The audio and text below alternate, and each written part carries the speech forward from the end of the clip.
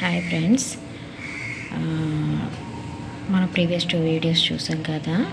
ఇప్పుడు atomic number 7 atomic number 7ని 2, 8, 8, 18, 18, 32 రూల్ని యూజ్ చేసి మనం ఫిల్ చేద్దాము.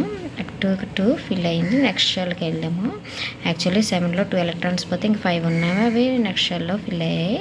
సో ఇక్కడ దిస్ ఈజ్ లాస్ట్ షెల్, దీన్నే వ్యాలెన్స్ షెల్ అంటాము. ఇక్కడ 5 ఎలక్ట్రాన్స్ ఉన్నాయి. 5 ఎలక్ట్రాన్స్ని వ్యాలెన్స్ ఎలక్ట్రాన్స్ అన్నాము. సో ఎన్ని వ్యాలెన్స్ ఎలక్ట్రాన్లు ఉంటే అదే గ్రూప్ నెంబర్ అవుతుంది కాబట్టి ఇది 5th A group element. Atomic number 7 అనేది 5th A group element. Valency చూద్దాం. వ్యాలెన్సీ అంటే కంబైనింగ్ కెపాసిటీ, అంటే ఎన్ని ఎలిమెంట్స్తో అది కంబైన్ అవ్వగలదు అని. మనకి ఇక్కడ 5 వ్యాలెన్స్ ఎలక్ట్రాన్లు ఉన్నాయి. యాక్చువల్గా 1, 2, 3 ఉంటే 4ని ఏదైతే వ్యాలెన్స్ ఎలక్ట్రాన్లు ఉన్నాయో అప్ టు 1 to 4 ఎలక్ట్రాన్స్ అదే వ్యాలెన్సీగా చెప్పుకున్నాం.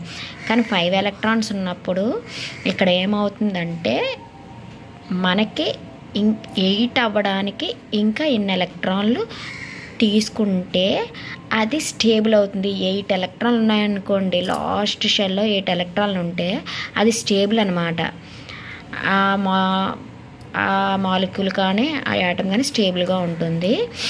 అయితే ఇప్పుడు ఇది 5 వ్యాలెన్స్ ఎలక్ట్రాన్లు 8 అవ్వడానికి మనకి ఇంకా 3 కావాలంటే 3 బాండ్స్ని ఫామ్ చేస్తుంది. 3 ఎలక్ట్రాన్స్ కావాలి కాబట్టి 3 ఎలక్ట్రాన్స్ తీసుకోవడానికి మనకి 3 బాండ్స్ని ఫామ్ చేస్తుంది. 8 - 5 ఇక్కడ ఎందుకు స్టాండర్డ్గా 8 తీసుకున్నారు అని అంటే మనకి ఆక్టేట్ రూల్ యూజ్ చేసి, ఆక్టేట్ రూల్ ప్రకారం ఏ ఎలిమెంట్కి అయితే వ్యాలెన్స్ షెల్లో 8 ఎలక్ట్రాన్లు ఉంటే అది మోస్ట్ స్టేబుల్. సో అందుకని ఇక్కడ 5 ఎలక్ట్రాన్లు ఉన్నాయి కదా, ఆ 5 ఎలక్ట్రాన్లకి మనకి 3 ఎలక్ట్రాన్ని తీసుకుంటే అది 8 అవుతుంది. కాబట్టి 8 - 5 వల్ల మనకి 3 వచ్చిందంటే 3 బాండ్స్ని ఫామ్ చేయాలంటే 3 ఎలక్ట్రాన్స్ కావాలని అర్థం అనమాట. So it is a non metal. ఎందుకు నాన్ మెటల్ అయింది? 1, 2, 3 ఉన్నాయనుకోండి వ్యాలెన్స్ ఎలక్ట్రాన్, అది మెటల్ కేటగిరీ. రిమైనింగ్ 4, 5, 6, 7 ఉన్నాయి, అవి నాన్ మెటల్స్ అని మనం ముందే చెప్పుకున్నాం. సో ఇక్కడ వ్యాలెన్స్ ఎలక్ట్రాన్ ఎన్ని ఉన్నాయి? 5 ఉన్నాయి. వ్యాలెన్స్ ఎలక్ట్రాన్లు 5 ఉన్నాయి. సో 5 అంటే it is a non metal. Thank you friends. Next క్లాస్లో హైబ్రిడైజేషన్ గురించి సింపుల్గా మీకు ఎలా చూడగానే ఈజీగా అర్థమయ్యేటట్టు చెప్తాను.